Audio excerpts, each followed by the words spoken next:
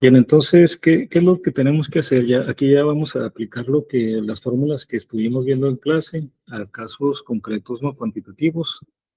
Y voy a poner aquí entonces el factor de, de estructura para una red BCC primero, ¿no? Entonces, ¿qué es lo que tenemos que hacer? Tenemos que recordar las fórmulas que tenemos, ¿no? La voy a escribir aquí. El factor de estructura, pues depende de la red de que se trate a través de los vectores GEM que se obtienen para la red recíproca, la forma general.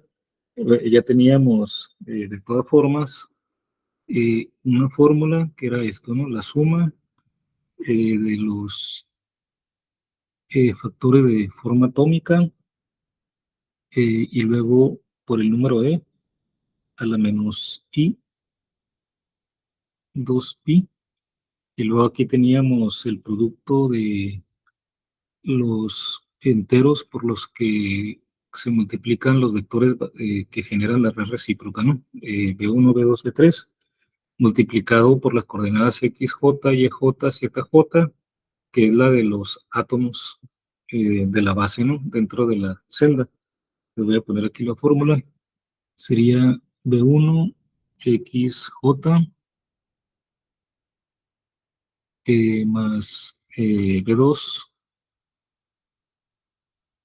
YJ más B3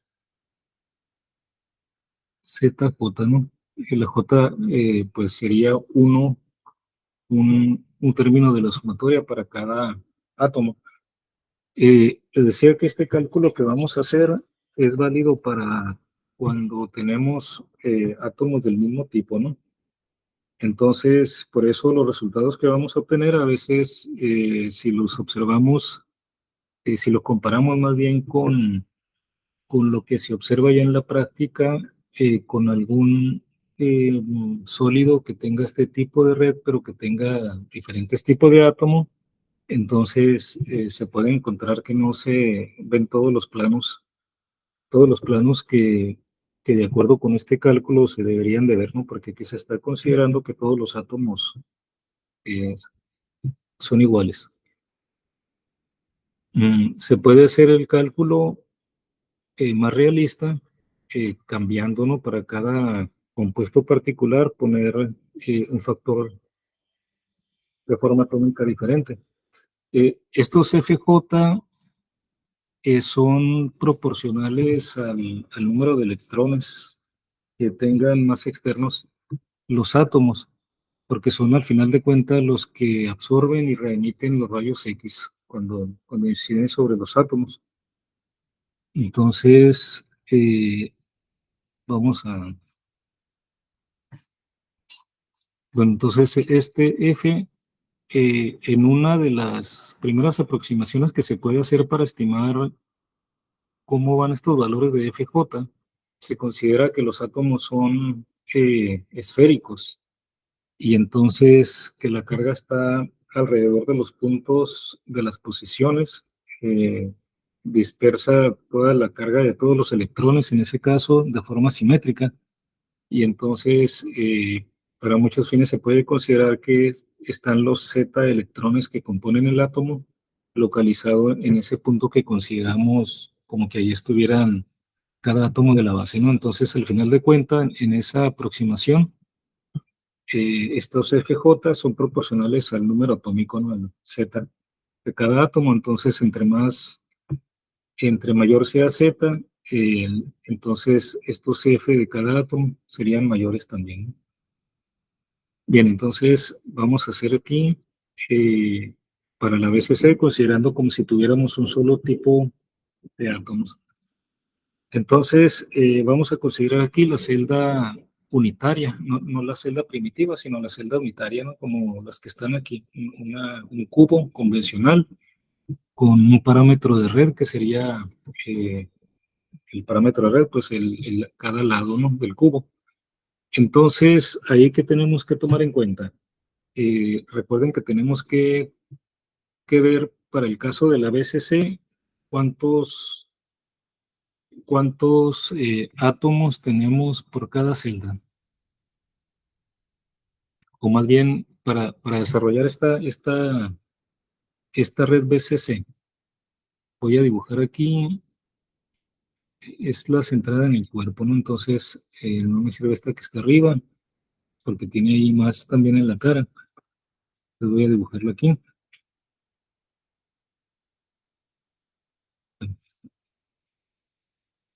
Con cuadrícula me sale derecha la línea, ¿no? Pero a ver, puede ser aquí.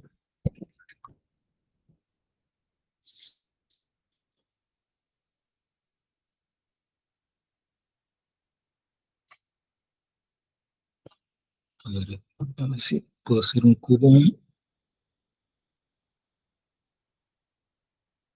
Aquí primero tenemos que visualizar la celda, en este caso pues es cúbica, y luego ubicar, recuerden, a los átomos de la base, ¿no?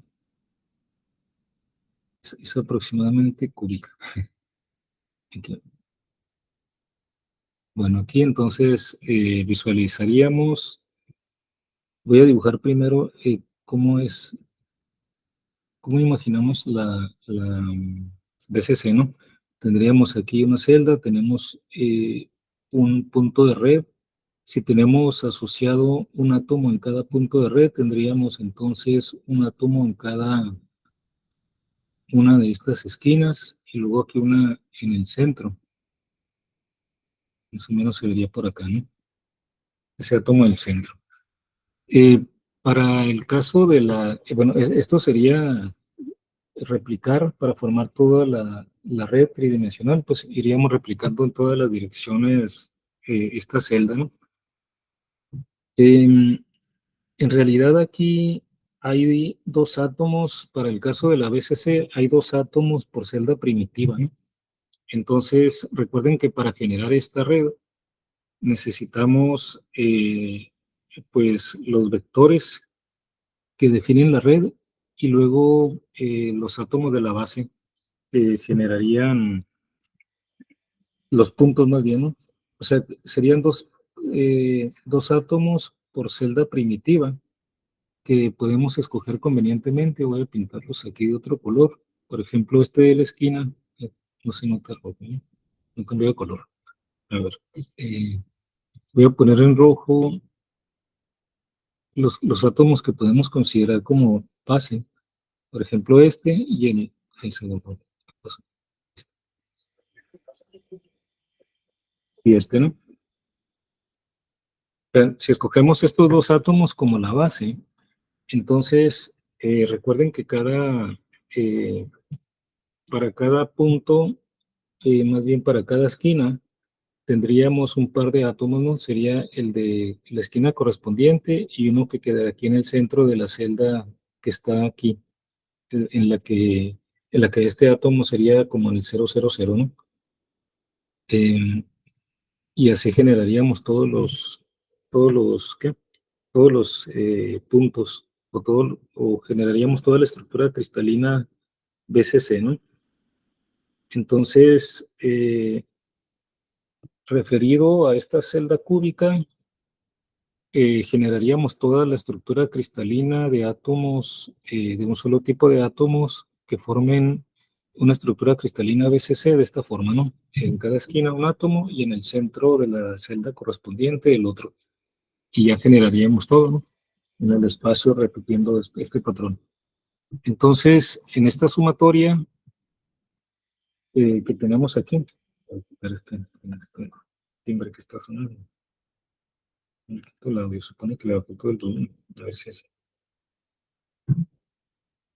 Eh, entonces, aquí cuántos términos tendría esta sumatoria, de acuerdo con esto.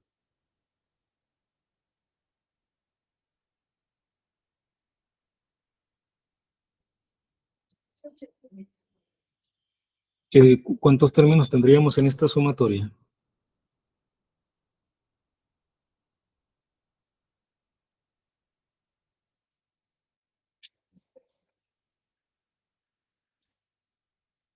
Sí, sí me están escuchando. Sí estoy escuchando. Ok. Entonces aquí, ¿cuántos términos tendría en esta sumatoria? ¿Cuántos términos vamos a tener? Por los átomos. Ujú, sí, ¿Dos? serían dos átomos, ¿no? Ajá. Ujú. Entonces, estos átomos son importantes porque es lo que van a determinar estas XJ, ¿no? Estas XJ, entonces tenemos que ubicar las posiciones. Lo más fácil es escoger el origen en esta esquina que está aquí, ¿no? A ver, voy a volver al color negro. Si escogemos aquí esta esquina, podríamos escoger aquí, por ejemplo, X para la derecha, Y y Z, o también si quisiéramos, como hemos estado trabajando con el origen, pues podríamos mandar de la esquina para acá, ¿no? Pero bueno, sería lo mismo, ¿no? Porque ahí cambiaríamos los ejes, este sería X, Y y Z, ¿no? Nos daría las mismas coordenadas a las que vamos a llegar. Aquí nada más sería como si estuviéramos viendo desde el punto de origen. Entonces, el más obvio es este que está en la esquina. ¿En qué posición estaría? Estamos en el origen. Entonces, este lo voy a llamar A. Entonces, el átomo A estaría en el origen, está en 000. Y el otro átomo. Bueno, aquí le llamo A y B, pero son iguales, ¿no? Son los mismos. ¿En qué posición está el átomo, este que está en el centro? Un medio, un medio, un medio. Un medio, un medio, un medio, ¿no? Lo podemos escribir de esta forma, o también en esta notación equivalente, ¿no? Un medio de AX, donde hace el parámetro de red, eh, más un medio de AY, más un medio de AZ. Aunque aquí ya con esto, aquí conviene, podemos tomar esta notación porque aquí ya nos quedamos con ya no nos importa la coordenada absoluta, sino la coordenada relativa al parámetro de red, ¿no? Por eso aquí ya no ponemos la, nada más la fracción eh, de la posición respecto al parámetro de red, ¿no? Entonces, por eso aquí, aunque estrictamente hablando esta es la posición, eh, aquí en la fórmula, como esta XJ es la fracción respecto al parámetro de red, entonces por eso generalmente lo trabajamos así, ¿no? Nada más esta parte sin ya tomar en cuenta el parámetro de red. Entonces aquí ya en esta suma aplicamos estas dos posiciones y entonces calculamos, vamos a tomar las dos F igual porque tenemos el mismo tipo de átomo, entonces lo denotamos como F. Entonces va a ser F, el primer término, se multiplica a I a la menos I por 2pi. Y aquí las XJ, YJ y ZJ van a tomar estos valores y luego estos, ¿no? En el segundo término. En el primero es 000, así que aquí sería eh, ni 1 por 0, ni 2 por 0 y ni 3 por 0. O sea, todo se va a hacer 0, ¿no?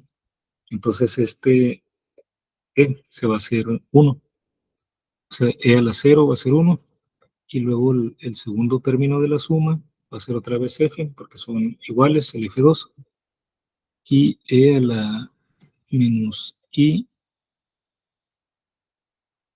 por 2pi. Y ahora XJ, YJ y ZJ van a tener valor de un medio cada una, ¿no?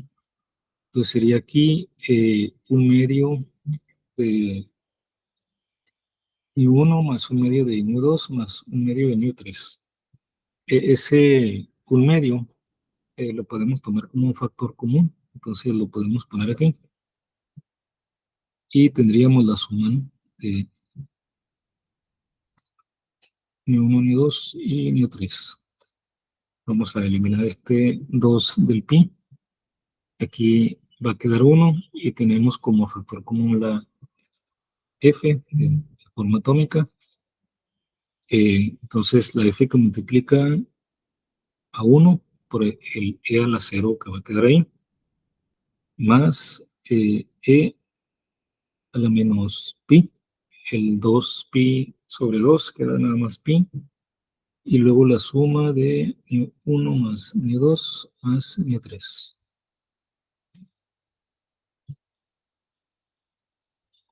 Y bueno, estos μ1, μ2, μ3, de hecho, recuerden que estos son los que tienen que ver con los planos, ¿no?, que se van a generar con los índices de Miller. Bien, entonces aquí voy a cerrar el paréntesis cuadrado. Ok, y entonces aquí ya tenemos el factor de estructura y podemos ver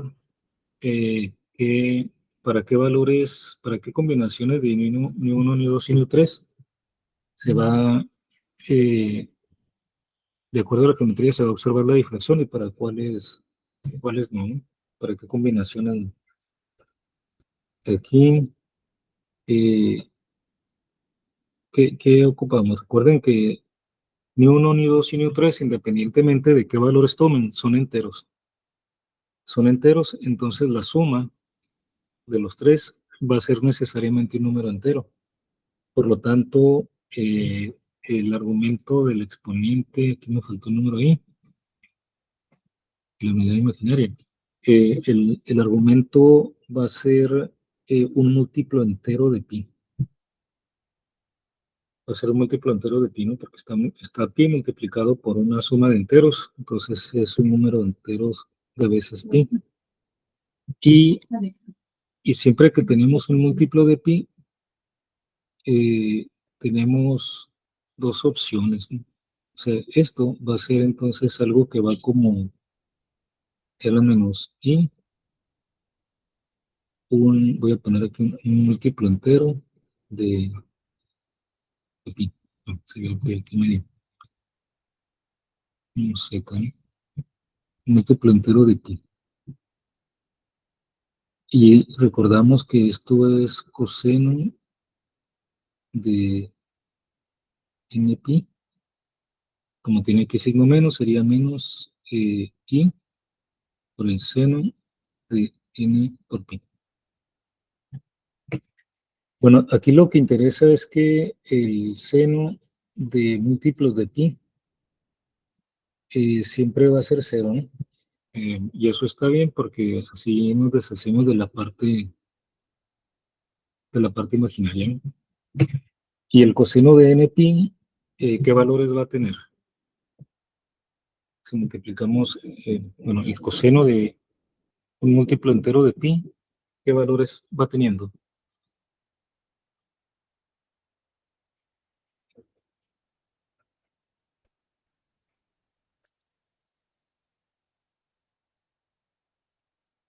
Pi es 180 grados, recuerden, aquí con el círculo. O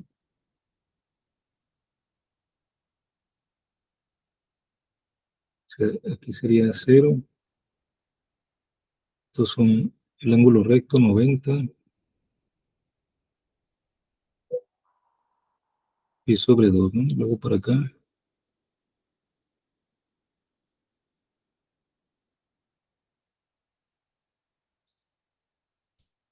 Todo esto sería 180, ¿no? Que es pi. Entonces, el coseno de un múltiplo entero de pi, ¿qué valores tendría?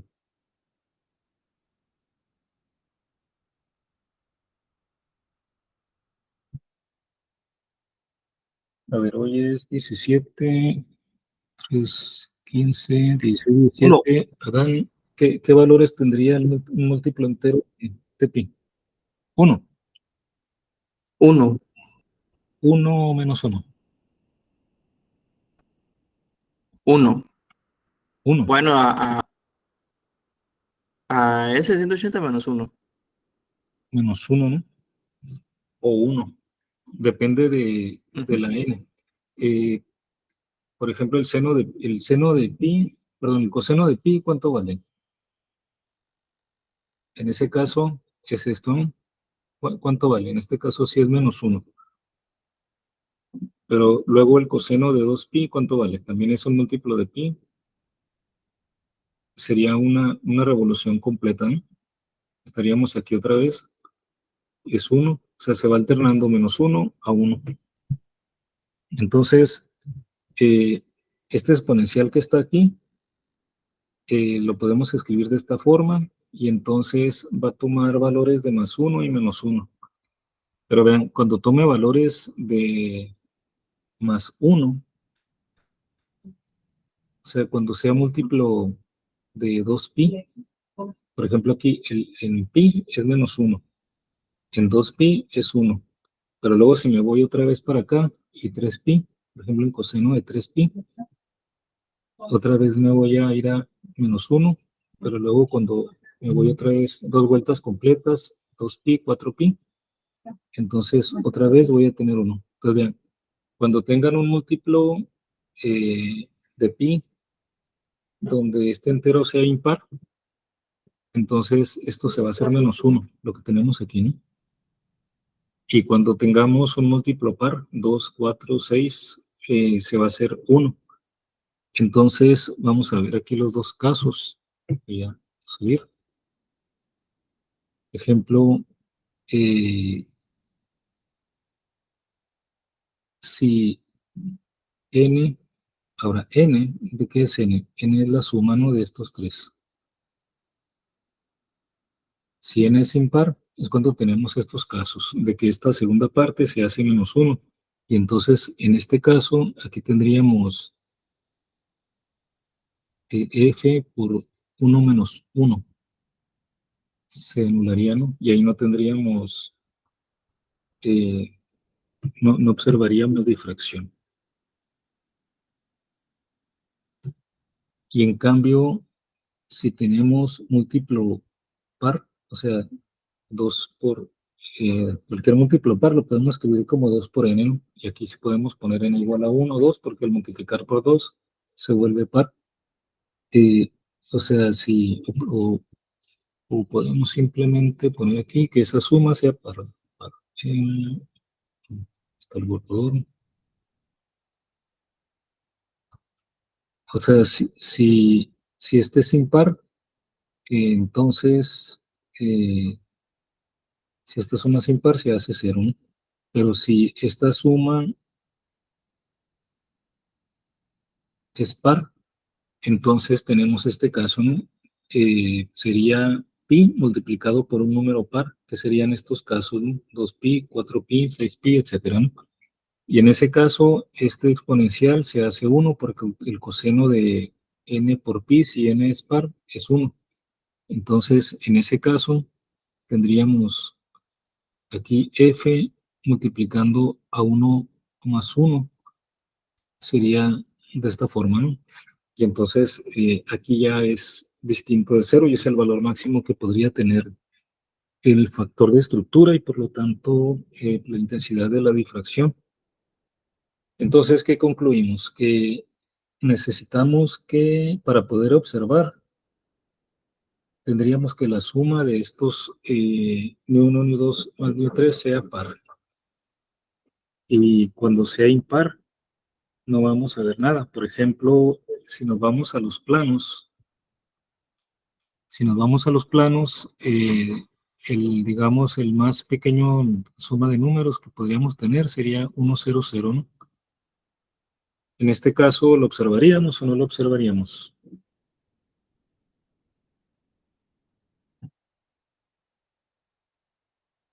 Se observaría difracción de este plano. A ver, Humberto. ¿Esperaríamos? No, No, ¿verdad? Porque la suma de 1 más 0 más 0 es impar. Entonces, no veríamos difracción. Voy a poner en rojo los que no, para que no haya luego confusión. O sea, no. Luego podemos ver otro el siguiente más pequeño suma sería 1, 1, 0. El 1, 0, 0, esperaríamos que se observe o no, Victoria.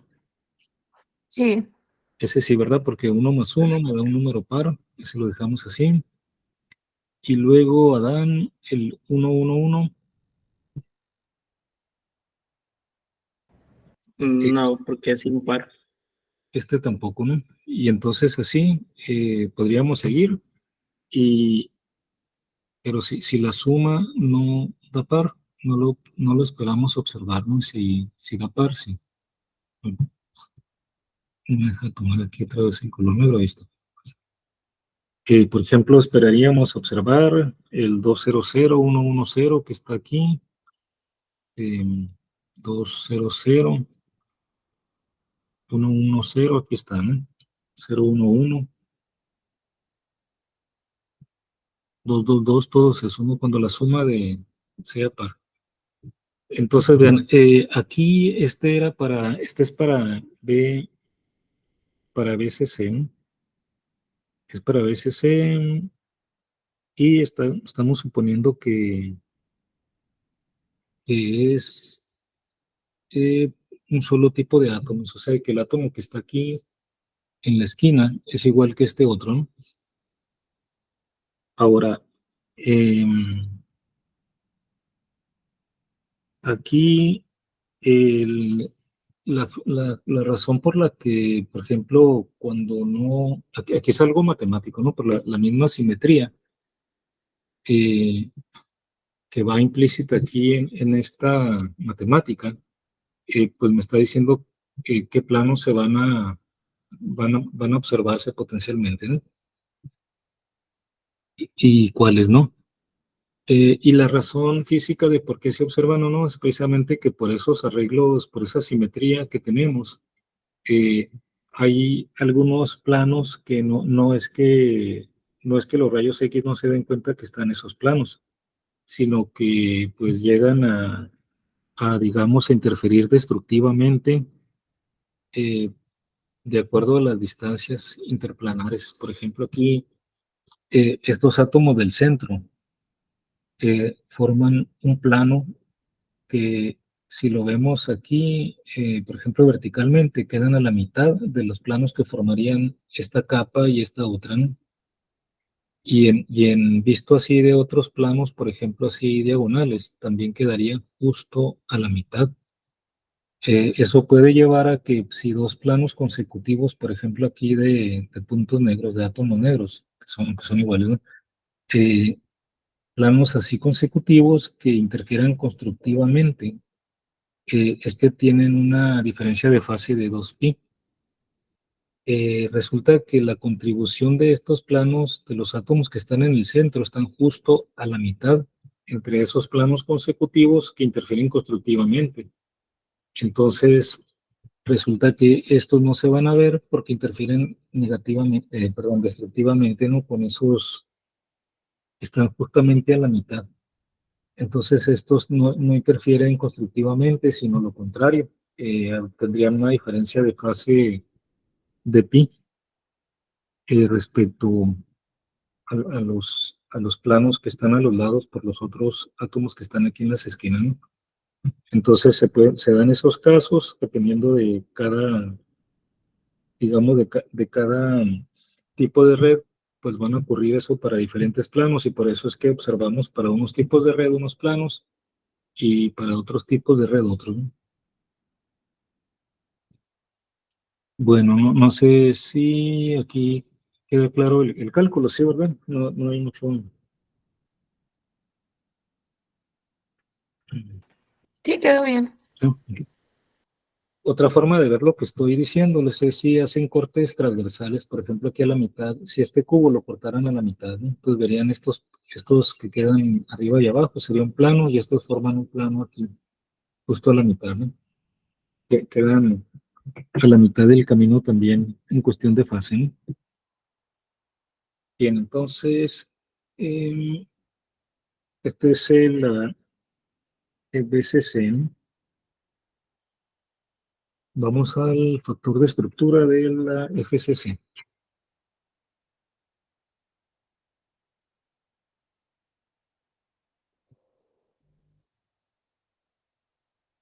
factor de estructura de red FCC. Otra vez, aquí hay que tener en cuenta esa limitante, ¿no? Que este cálculo es considerando un solo tipo de átomo. Por eso, para ciertos, digamos, estructuras cristalinas ya de más de un tipo de átomo, pues no se van a ver en la práctica algunos planos que aquí se predice que sí se deberían de ver, ¿no? Bien, entonces, ¿aquí qué hacemos? Bueno, empezamos por poner siempre la forma general, ¿no? La fórmula general para luego sustituir. Entonces aunque ya esté aquí, la voy a volver a escribir. El factor de estructura, su forma general, y así se familiarizan cada vez más, ¿no? Con la fórmula.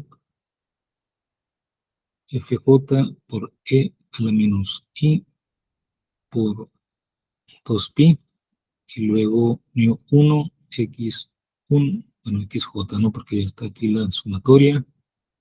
μ2 yj más μ3 zj. Ahí está. Bien, entonces aquí, ¿qué hacemos? Tenemos que hacer, bueno, visualizar esta también celda. Lo voy a dibujar aquí.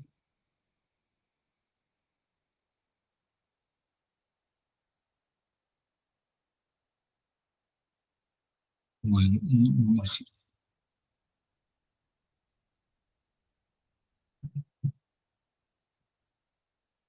Como ven, no está entre mis limitadas habilidades y la habilidad para el dibujo, ¿no? Pero más o menos sí.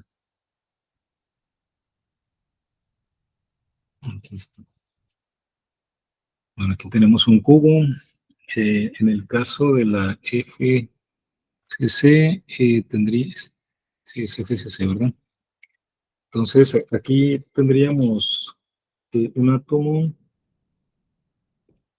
eh, Voy a dibujar primero todos los que estarían en la celda, ¿no? Hay átomos aquí en las esquinas. Aquí se borró, ahí está. Y hay átomos también en cada una de las caras, aquí arriba, lateral, lateral, en el piso y esta que está atrás, ¿no? Me faltó aquí enfrente. Entonces tenemos que seleccionar nosotros en este tipo de red. Si se acuerdan, hay cuatro, ¿no? Cuatro, cuatro átomos por cada, bueno, 4 puntos por cada celda, ¿no? Y como estamos asociando un punto a cada, perdón, un átomo a cada punto, entonces habría 4 átomos en la celda. Entonces vamos a escogerlos igual, ¿no? Los 4 puntos que asociemos a la celda. Por ejemplo, otra vez aquí. Por facilidad, ¿no? Así tenemos siempre un 0, 0, 0. Y las paredes que estén aquí, por ejemplo, esto lo vamos a coger aquí en esta pared de enfrente. Otro aquí en este lateral izquierdo. No, se borró. Cuando lo puse aquí está, se borró el de enfrente, este es sobre la pared de enfrente. Y aquí en el piso, ¿no? Eso serían los 4. Ubicamos las posiciones dentro de la celda para esos 4 puntos. Los voy a identificar aquí, aunque son iguales, pero voy a identificar para la posición. Vamos a llamarle esta la posición A. Eh, el B va a ser este que está en esta cara, ¿no? El C sobre esta de la izquierda, la pared de la izquierda. Y el D aquí en la base, en el piso, ¿no? D. Bien, entonces, para el primer átomo, aquí, pues, tomamos sus coordenadas relativas al parámetro de red 0, 0, 0, ¿no? Estas serían X1, Y1, Z1, ¿no? Considerando que este átomo sea el 1. Y luego, para el átomo B, que aquí ya dibujo yo tan mal que, ¿cuál era? ¿Dónde dije que estaba el B aquí, no? En esta, ¿no? en esta cara que está enfrente. El B entonces tendría, vamos a poner otra vez igual, X, Y, Z, ¿no? Entonces, este átomo que está en esta pared de enfrente tendría X, sería 1, un medio. Ah, no, esta es la FCC. No es 0 un X. ¿Cómo? No es 0 un medio y un medio. 0, sí, 0, X, 0, porque estamos aquí. La Y es la que cambiaría, ¿no? Para acá. Y la Z, sí, ajá, muy bien. Es así como no entender su propia letra, ¿no? También puede interpretar luego el propio dibujo. Entonces sería 0, un medio y un medio, ¿no? O sea, Sí, la Y es para acá y la Z para arriba. Y luego la C es el que está en el centro de esta pared de la izquierda. Pues en este caso la X es un medio, la que es 0 lleno porque no avanzamos para acá a la derecha, y Z un medio. ¿Cómo dije? Un medio, 0 un medio. medio, 0 y medio. Ajá. Y el D es el que está aquí en el piso, en la base. Entonces aquí sería, ¿cómo sería? X un medio, ¿no? Hacia, nos fuéramos para la X hacia adentro. Un No, medio, 0. sí, un medio y 0, sí, que es el que faltaría aquí, ¿no? Ahí está. ¿No? Un medio y 0. Bueno, para eso estamos tomando aquí las direcciones, ¿cómo están? El D es un medio 0, sí. O sea, estamos tomando esta fórmula X, Y, Z, ¿no? Noten que es el mismo sistema de que si lo viéramos desde aquí para acá, porque el orden en que están los ejes es lo mismo, nada más cambia desde dónde lo veamos, ¿no? Bien, entonces ya tenemos esto y como los átomos otra vez los consideramos idénticos, entonces las F van a ser iguales, ¿no? Para todos. O sea, que voy a poner aquí F1, que sería el correspondiente al átomo que está en la posición A, el F2 en la B, el F3 en C y el F4, todos van a ser igual porque al ser el mismo átomo, van a tener el mismo número atómico, ¿no? Y por lo tanto van a afectar igual. Ok, entonces voy a hacer espacio aquí para abajo. Entonces en la suma tenemos el factor de estructura. El primer término va a ser F multiplicado por E a la I2pi. Y de una vez ponemos aquí el 0, ¿no? Porque va a ser 0, 0 y 0, ¿no? El XJ, YJ y ZJ. Entonces todo lo que aparece entre paréntesis se hace 0. Y entonces nos vamos al segundo. Sería otra vez F. Luego ya vamos a factorizar F. Por E a la I 2pi. Y aquí en B, el primer término aquí se va a hacer 0, ¿no? Porque XJ es 0. Y van a quedar nada más un medio de μ2 más un medio de μ3. Al final de cuentas todos se van a factorizar por un medio, ¿no? Pero por lo pronto para dejarlos explícitos vamos a hacer así cada, cada término. Luego el tercero, el átomo C, tendríamos aquí F por E a la I 2pi. Para el átomo C, el que se va a hacer 0 es YJ, ¿no? YJ igual a 0, así que sería un medio de μ1 y un medio de μ3. O sea, un medio de μ1 y me dicen si me equivoco, ¿no? Se me pasa el un medio de nu3. Y el último término, el átomo de F por E a la I2pi, en este caso ZJ es 0, o sea que aquí va a ser un medio de nu1 más un medio de nu2, de esa forma, ¿no? Ahora podemos factorizar todos los, eh, todas las F y todos los un medio que aparecen en, aquí en todos los factores, ¿no? Un momento, que parece que se me trabó. Aquí refresco para poder escribir, que se descongele.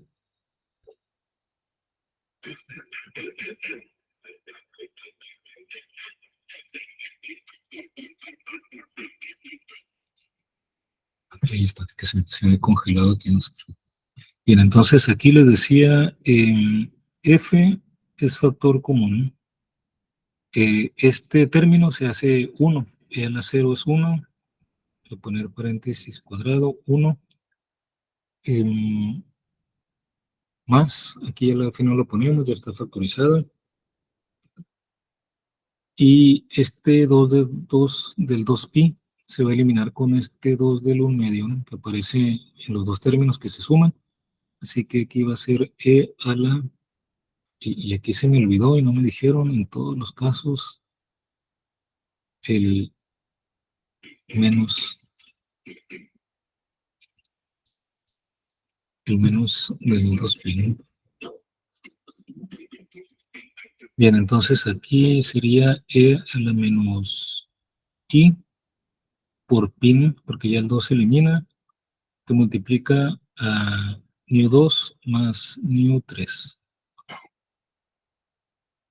Y luego en el siguiente, la f ya está factorizada, se eliminan el 2 con el 1 medio, e a la menos i por pi, nu1 más nu3. Y luego e a la menos i por pi, aquí quedan nu1. A ver, chequen a ver si no me equivoqué en alguno, ¿no? Aquí lo podemos ver, ¿no? De las componentes. Era el primero, queda como 1, aquí el 2 y el 3, 1 y 3, 1 y 2. Listo. Otra vez, estos exponenciales son, vean que son un número entero por pi, o sea, son múltiplos enteros de pi, otra vez, ¿no? Porque siempre es suma de 1 o 2 o 3 new, que siempre son enteros, entonces siempre lo que está entre paréntesis es entero, por lo tanto siempre tenemos múltiplos de pi ahí. Al tener múltiplos de pi, la parte imaginaria se elimina y solamente queda el coseno de menos n pi, ¿no? Y entonces aquí, ¿qué análisis hacemos? ¿Cómo podemos determinar en qué situación vamos a tener difracción y en qué situación no? Vean que tenemos 4 términos. Tenemos un 1 y tenemos otros 3 términos que pueden ser, cada uno de esos 3 términos del segundo, tercero y cuarto, pueden ser menos 1 o más 1. Entonces, dependiendo de esas combinaciones de esos 3, se va a determinar si el factor de estructura se hace 0 o no. Entonces, por ejemplo, si este fuera menos 1, este menos 1 y este 1, pues ya sería 0, ¿no? Y así se pueden dar diferentes combinaciones. Entonces tenemos que ver un patrón general de qué condiciones deben de cumplir ni 1, ni 2 y ni 3 para, para que esto no se haga 0 o para que se haga 0.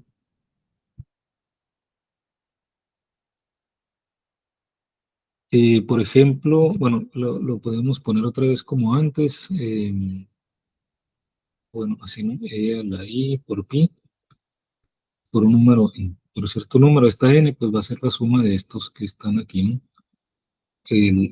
Hay que verlo de esta forma, coseno de n pi menos i seno de n pi, pero siempre recordando que esto siempre se va a hacer cero, ¿no? Porque el seno de un múltiplo entero siempre se hace cero, entonces nada más hay que fijarnos en esto.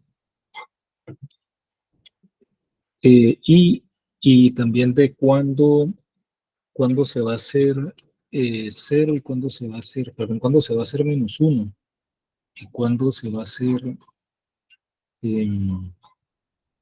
uno o menos uno, ¿no? Por ejemplo, si ya sabemos del ejercicio de antes que si n es par, entonces esto va a ser 1. Y si n es impar, o sea, n le estoy llamando lo que tenemos aquí entre paréntesis, ¿no? Entonces va a ser menos 1. Entonces, bueno, aquí tenemos diferentes combinaciones posibles. Por ejemplo, podemos ver así en general los casos más sencillos, ¿no? ¿Qué pasa si todos son pares o todos son impares? Eh, o incluso si todas las sumas son pares o todas las sumas son impares.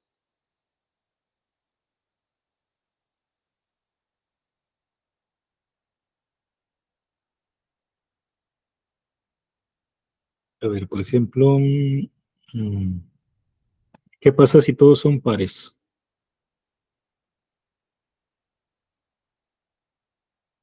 O sea, todos me refiero ni uno, ni dos, sino tres, ¿no? ¿Qué sucedería si todos fueran pares? ¿Saben qué pasaría en ese caso? O sea, ni uno, ni dos, De las new, perdón, no escuché. dices, si todos fueran Sí, pares. ajá. Sí, si todos fueran pares. ¿Eh? Pues que tendríamos puros valores de 1. Todos serían un uno porque si todos ni uno, ni dos y ni tres fueran pares, entonces la suma de cualquier par de ellos también sería par. Entonces todos serían pares y entonces ahí todos los exponenciales serían 1 y entonces la suma de lo que está entre paréntesis sería 4, ¿no? Entonces, si voy a poner aquí, ¿no? Si todos son par, entonces aquí ya tendríamos un caso particular, ¿no? De que esto se haría 4. Y entonces aquí veríamos difracción si para los casos de news pares. Entonces, por ejemplo, planos como 2, 2, 2 se verían, ¿no? Deberíamos de verlo. ¿Y qué pasa si todos fueran impares? Son los casos más que podemos pensar más directamente, ¿no? Todos pares o todos impares. Entonces, en el caso de todos pares, tenemos aquí que sí veríamos difracción. ¿Y si todos fueran impares, Humberto? Si todos fueran impares, también veríamos difracción. También no, porque en cada uno de los paréntesis tendríamos, cuando sumamos dos números impares, se vuelve un número par, ¿no? Entonces, la suma sería par. Entonces, lo que importa es que la suma sea par. Si la suma es par, entonces también tendríamos este mismo caso, ¿no? Entonces, si son impares también, o sea, todos impares, ¿no? Entonces ya tenemos que con esas dos condiciones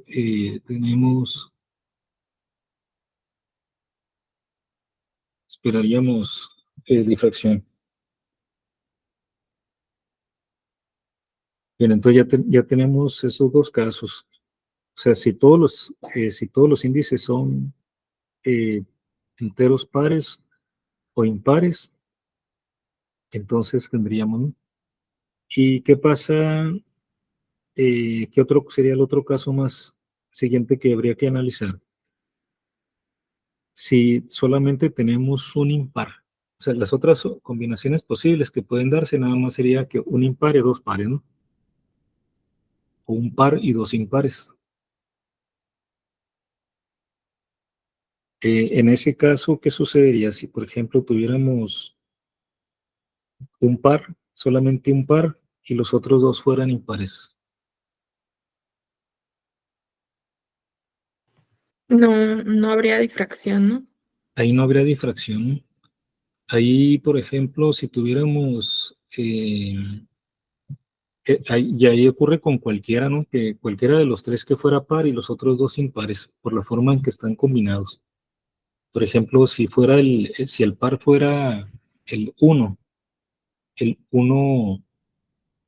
como es par, al sumarlo con un impar, me daría impar, ¿no? Y en donde no esté, o sea, cada uno aparece en dos. Por ejemplo, el 2 aparece en el segundo término. A ver si ven el mouse. El 1 aparece aquí en el tercero y el cuarto término. El 2 aparece en el segundo y en el cuarto.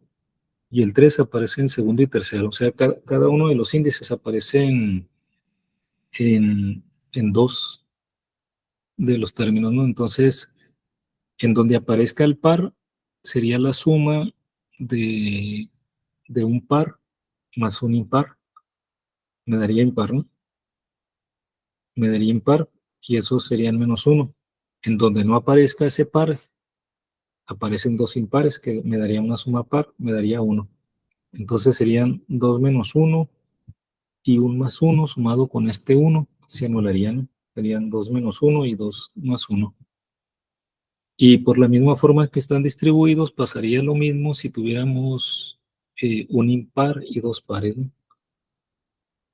O sea, dos llevarían a menos uno y otro a uno. Entonces, si tienen un par y dos impares, o tienen un impar y dos pares, se haría cero, no habría difracción.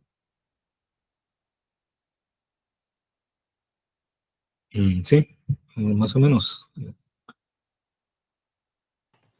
Sí, Ok, entonces, cualquier otro caso, aquí ya tenemos estos casos, estos son donde tenemos difracción, ¿no? Los otros pues ya serían cualquier otro caso. Ahí lo vemos si tenemos un impar y dos pares, un impar y dos pares o un par y dos impares, que serían los otros casos posibles, entonces no se observa nada, ¿no? Este es para la FCC. Ahora, siempre les vuelvo a reiterar, este es para el caso de un solo tipo de átomo. Si ustedes quisieran analizar un material con diferentes tipos de átomos o con esta red, pero con otra base, ya sería otra situación, ¿no? O sea, este resultado es exclusivamente válido para el FCC con un solo tipo de átomo. Por ejemplo, bueno, uno de los que les voy a dejar de tarea es el diamante, para que lo hagan y luego lo vemos. Eh, es el diamante. El diamante tiene estructura. ¿Qué estructura tiene el diamante? ¿Se acuerdan?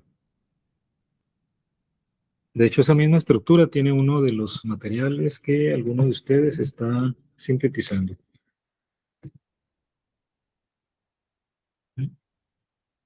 ¿Tiene BCC o FCC? FCC. Tiene estructura FCC, ¿verdad? Pero el diamante tiene una base diferente, ¿no? Por ejemplo, aquí es una FCC de un material con un solo tipo de átomo. El diamante también tiene un solo tipo de átomo. En eso son similares, ¿no? En que son FCC, en que tienen un solo tipo de átomo. El diamante tiene solo carbono, pero la diferencia es que aquí la base es diferente, ¿no?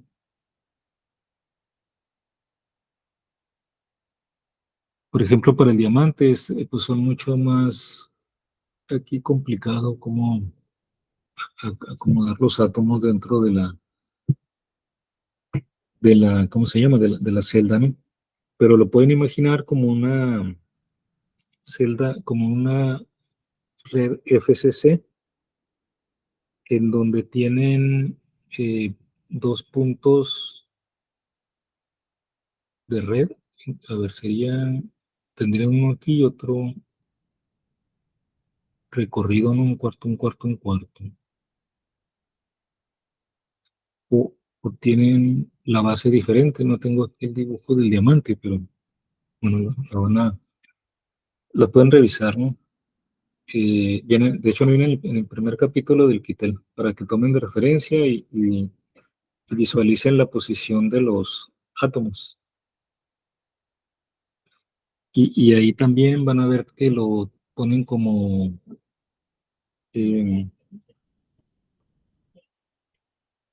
lo pueden vincular a que a cada punto de red le asocian una base de dos átomos donde el segundo átomo está recorrido un cuarto, un cuarto, un cuarto respecto al primero, ¿no? Donde escojan, por ejemplo, el origen. Por ejemplo, el origen lo escogen como un punto y luego otro átomo que está a un cuarto, un cuarto, un cuarto. Y luego el siguiente átomo lo ubican también y luego desplazan otro, que yo sí tengo por ahí unas coordenadas del diamante. Ya tengo el dibujo aquí. Por ejemplo, para la FCC son estos mismos que acabamos de tener, ¿no? Teníamos están 000, 0, un medio, 2, perdón, un medio, 0, un medio, 0. Estos que están aquí, ¿no? Abajo del cubo. Estos me dan todos los puntos de esta red porque coinciden los puntos de red con los átomos. En el caso del diamante tiene más átomos. Entonces, a cada uno de estos puntos de red les tendríamos que ligar otro átomo de carbono extra, aparte de estos que están aquí, ¿no? Y la forma en que les asociaríamos sería recorriéndoles un cuarto, un cuarto, un cuarto respecto a cada uno de estos puntos. Vean, aquí pueden partir de eso, ¿no? Porque aquí podemos, se lo voy a dejar de tarea, ¿no? Pero así como un hint. Para el caso del diamante, es un solo tipo de átomo, el carbono, y entonces los puntos de red que van a tomar en cuenta pueden partir de estos mismos, el 0, 0, 0, porque son los puntos de la FCC, ¿no? 0 respecto a esta celda convencional. Y luego un medio, 0, un medio, un medio, un medio, un medio. Nada más que en el caso del diamante no son 4 átomos, sino 8 por celda, porque cada punto de red tiene asociados una base de 2 átomos. Entonces, eh, por ejemplo, aquí iría un átomo y además este es el punto de red que tiene ligado un átomo justamente en él, pero hay otro átomo ligado respecto a este mismo punto, ¿no? Y está recorrido eh, un cuarto, un cuarto, un cuarto. Acuérdense que los átomos de la base, o sea, ya que tenemos el punto de red, cada uno de los átomos de la base va ligado de la misma manera respecto al punto de red. Por ejemplo, en cada punto de red va un átomo. Si estos son los puntos de la red FCC, va a haber un átomo de carbono en cada uno de estas cuatro posiciones. Pero como hay dos, entonces el segundo átomo, por ejemplo, aquí un átomo va aquí, este es un punto de red, este es un átomo de la base y el otro va aquí. Este es otro punto de red. Un átomo va en este punto de red y el otro átomo de la base asociado a ese mismo punto de red tiene que estar en la misma posición respecto a este punto que como está este segundo átomo respecto a este otro. Ahora, ¿Cómo encuentro la posición del átomo, del segundo átomo asociado a este punto de red? Le tengo que sumar lo mismo para que esté colocado igual que como está colocado este átomo respecto al 000, debe estar colocado el átomo que esté ligado al 0, un medio, ¿no? El segundo átomo. Entonces le sumamos lo mismo, le sumamos esto, un cuarto y un cuarto. Y entonces aquí, el segundo átomo ligado a un 0, un medio, va a ser 0 más un cuarto, ¿no? Luego, un medio más un cuarto sería 3/4, ¿no? Porque un medio son 2/4, entonces serían 2/4 más un cuarto, 3/4, y un medio más un cuarto, otra vez 3/4. Entonces aquí iría otro átomo. Ahora nos vamos al tercer punto de red. Este punto de red va a tener ahí un átomo y va a tener otro átomo que va a estar entonces a un medio más un cuarto, 3/4, 0 más un cuarto, y un medio más un cuarto, otra vez 3/4, ¿no? Y ya el cuarto punto tiene un átomo aquí, un medio, y otro átomo situado en la misma orientación que tienen los otros puntos de red. Le sumamos lo mismo, un medio más un cuarto, 3/4, un medio más un cuarto, 3/4, y luego un medio más un cuarto, 3/4, ¿no? Y así tendríamos, eh, a ver, un medio y un medio. A ver, aquí, 0, 0. Aquí va 0, ¿no? El tercero. No me dijeron nada, están dormidos, ¿eh? Aquí un 0. Y vamos a Lo 0. dijimos, pero no lo vimos. ¿Cómo? Lo dijimos, pero yo pensé que ya sí se había puesto 0. Sí, y vamos a construir un nuevo material de carbono. Aquí 0, aquí sería entonces, quedaría nada más un cuarto, ¿no? Muy bien, chequen ahí si lo hicimos bien. Pero estos tienen que ser estos mismos porque es la misma red. Nada más que ahora, antes teníamos átomos nada más en estos puntos. Ahora tenemos 2 átomos. Ya sabemos que por cada punto de red tenemos uno a esta distancia, un cuarto, ¿no? Y se lo vamos- Entonces, para el caso del diamante, estas van a ser las posiciones de los átomos dentro de la celda, ¿no? Para el cálculo del factor de estructura. Bien, entonces, bueno, entonces ese se los voy a encargar de tarea junto con el de la cúbica simple, ¿no? Ok, Ok. muy bien, no sé si hay alguna pregunta o duda.